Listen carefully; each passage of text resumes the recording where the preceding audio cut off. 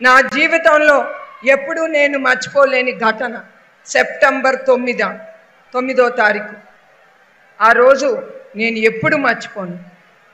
ఆ రోజు చంద్రబాబు నాయుడు గారు ప్రజల కోసం ఆయన నంద్యాలలో జ్ఞానాపూర్లో బస్ చేస్తున్నప్పుడు అర్ధరాత్రి ఎందుకు అవసరం అండి ఆ పోలీసులకి? అర్ధరాత్రి వచ్చి ఆయన అరెస్ట్ చేసి రాజమండ్రి జైలుకి తరలించారు.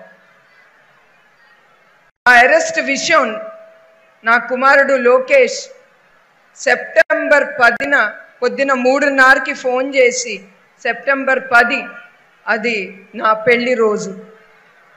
ఆ రోజు అతను ఫోన్ చేసి చెప్పాడు 3:30కి, అమ్మ నాన్నగారిని అరెస్ట్ చేశారని. నాకు అసలు అర్థం కాలేదు ఏమి చెప్తున్నాడు, ఏమి జరిగిందని. ఎందుకంటే అట్లాంటి మహానాయకుడు ఎప్పుడు ప్రజలు అనుకునే మనిషిని అరెస్ట్ చేశారంటే అది నమ్మతగ్గ విషయమే కాదు. నేను అసలు నాకు ఏం చేస్తున్నానో కూడా నాకు తెలియదు. అప్పుడు ఆ సమయంలో నలుగురం 4 ప్రక్కకి వెళ్ళిపోయాం. లోకేష్ ఏమో ఢిల్లీలో వాళ్ళ నాన్నగారి కోర్టు కేసు విషయంలో, నా మనవడు దేవాన్స్ని హైదరాబాద్లో వదిలేశాము. అట్లానే నా కోడలు బ్రహ్మణి నేను ఇద్దరం రాజమండ్రికి తరలివెళ్ళాము.